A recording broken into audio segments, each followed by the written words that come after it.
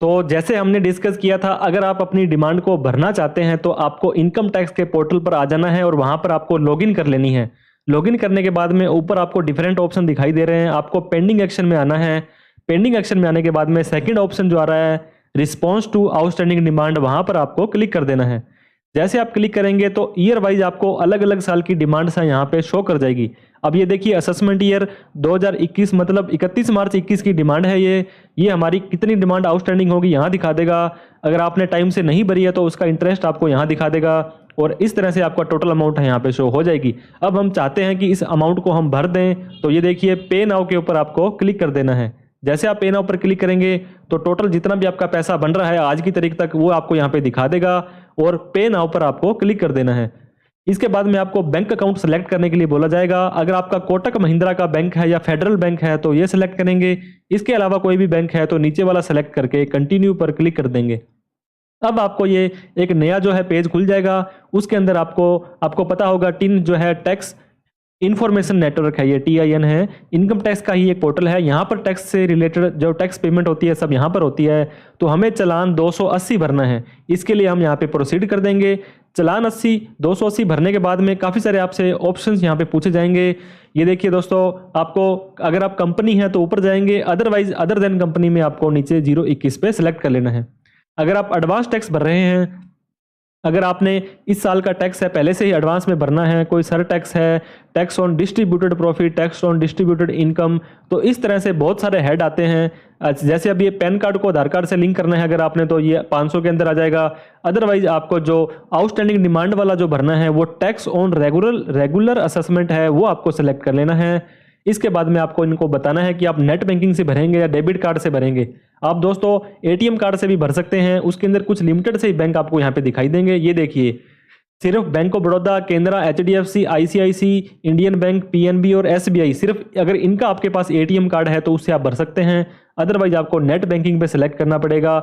Net banking में जितने भी बैंक हैं यहाँ पे शो कर जाएंगे। उसके बाद में आपको अपना जो बैंक है वो सिलेक्ट कर लेना है। सिलेक्ट करने के बाद में दोस्तों आपको यहाँ पे अपना पैन नंबर डालना है और असेसमेंट ईयर जरूर डालना है और बहुत ही सोच समझ के डालना है, क्योंकि उस असेसमेंट ईयर के अंदर ही आपकी वो जो है अमाउंट जमा होगी। हमारे यहाँ पे 221, ये देखिए 2021 2021 जो आ रहा है असेसमेंट ईयर, इसका मतलब है 31/3/21 वाली जो है आपकी जो ITR है, जो आपका डिमांड है वहाँ का निकला है। तो हम असेसमेंट ईयर जो है 2020-21 लेंगे। अगर आपको असेसमेंट ईयर से रिलेटेड अभी भी कोई डाउट है दोस्तों, तो आपको क्या करना है, वहाँ पे आपके पोर्टल पर आने के बाद में ये देखिए डाउनलोड का ऑप्शन आ रहा है, तो ये आपको डिमांड नोटिस जो है वो डाउनलोड कर लेना है। इसको क्लिक करेंगे, ओपन करेंगे तो आपका ये पासवर्ड मांगेगा। पासवर्ड आपका पैन नंबर और डेट ऑफ बर्थ कंटिन्यूएशन में होगा। पैन नंबर आपको छोटे अक्षर में डालना है। तो इस तरह से आपको ये दिखाई देगा। तो ये देखिए निर्धारण वर्ष 21-22 मतलब असेसमेंट ईयर आपका 21-22 है। जो यहाँ पे असेसमेंट ईयर 21 बता रहा है, ये आपको 21-22 यहाँ पे सेलेक्ट करना है। 21-22 हमने सेलेक्ट कर लिया है। आपको यहाँ पे पैन नंबर डाल देना है। ये एड्रेस आप डालना चाहे तो डाल दें, अदरवाइज सिर्फ और सिर्फ आपको जो है आपका जो डिस्ट्रिक्ट है वो आपको छोटे या बड़े अक्षर किसी में भी आप यहाँ पे डाल सकते हैं। इसके बाद में आपको अपना स्टेट लेना है। इसके बाद में आपको जो आपका जो पिन कोड है दोस्तों वो डाल देना है। इनका कोई ज़्यादा प्रभाव नहीं पड़ता है, आपका ऊपर नीचे हो जाता है तो भी कोई इशू नहीं है। आपका जो पैन नंबर है वो बिल्कुल ही सही होना चाहिए। इसके बाद में हम यहाँ पे जो है इसका ये जो पिन कोड डाल देंगे। ईमेल ID मोबाइल नंबर भी कंपलसरी नहीं है। और इसके बाद में हम ये जो कैप्चा कोड है ये डाल देंगे। इसको बिल्कुल ही केस सेंसिटिव है, उसी लैंग्वेज में लिखना है जैसे ये आपका यहाँ पे इन्होंने मांगा है। तो सारी डिटेल डालने के बाद में प्रोसीड पर जैसे ही क्लिक करेंगे तो ये देखिए टैक्स एप्लीकेबल 21 आ गया, पेमेंट आ गया, नेट बैंकिंग से भरना है, इस व्यक्ति का पैन नंबर आ गया है। जो असेसमेंट ईयर 21-22 है इसका फाइनेंशियल ईयर 20-21 है। ये देखिए यहाँ पर ये बार बार ब्लिंक कर रहा है कि आप कन्फर्म कर लीजिए। एड्रेस वगैरह आ गया है। ये कंसेंट देने के बाद में आई एग्री कर देंगे आप, और आई एग्री करने के बाद में सबमिट टू बैंक कर देंगे। अगर आपने सेल्फ असेसमेंट टैक्स भरना है, एडवांस टैक्स भरना है, किसी भी तरह का कोई टैक्स है तो वो सेम की सेम ही आपका ये जो प्रोसेस है वो रहने वाला है।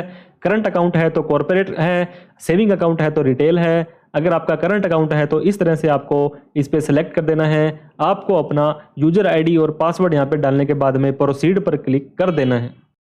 तो यूजर ID पासवर्ड आपने अगर आपकी इंटरनेट बैंकिंग की डाल दी है तो ये देखिए इस तरह से ये चालान आपका पूरा क्रिएट हो जाएगा।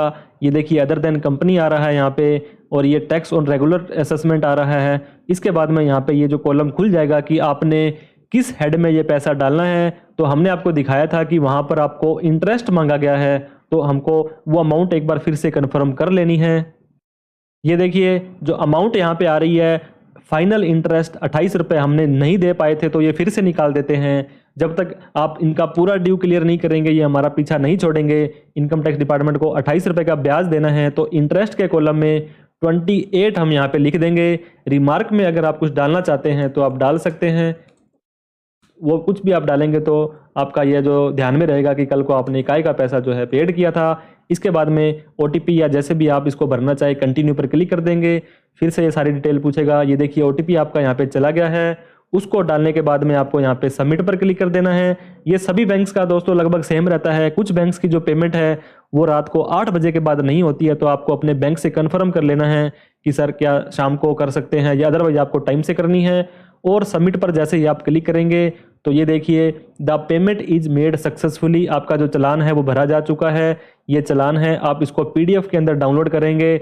इसको PDF में डाउनलोड करने के बाद में आपको सेव कर लेना है कहीं पर भी डेस्कटॉप पर किसी नाम से। उसके बाद में जैसे आप CHALLAN चालान के नाम से अगर आप डेस्कटॉप पे यहाँ पे सेव कर लेते हैं, सेव करने के बाद में आपको इस चालान की जो कॉपी है वहाँ पे रिप्लाई में देनी है। वापस पोर्टल पर आ जाइए। पे नाउ के बाद में दोस्तों आपको पे तो आपने कर दिया है। बहुत सारे केसेस में क्या होगा दोस्तों, आपको यहाँ पे नीचे सबमिट रिस्पॉन्स का एक ऑप्शन दिखाई देगा कि आप अपना रिस्पॉन्स है वो सबमिट कीजिए।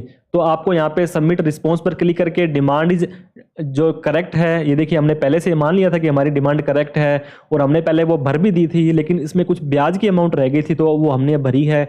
तो वहाँ पर जाकर के आपको इस चालान की जो कॉपी है वो अपलोड करनी पड़ेगी, ताकि इनकम टैक्स डिपार्टमेंट को पता लग जाए कि हमने जो है चालान भर दिया है। और इस तरह से आपकी कोई भी आउटस्टैंडिंग डिमांड होती है, कुछ चालान आप भरना चाहते हैं, तो इस तरह से आप भर सकते हैं इजीली। आशा करते हैं ये वीडियो आपको अच्छी लगी होगी, इन्फॉर्मेटिव लगी होगी। अच्छी लगी हो तो इस वीडियो को लाइक करके, हमारे चैनल को अभी तक सब्सक्राइब नहीं किया तो सब्सक्राइब करके हमारा हौसला बढ़ा दें। थैंक यू सो मच दोस्तों। जय हिंद, जय भारत।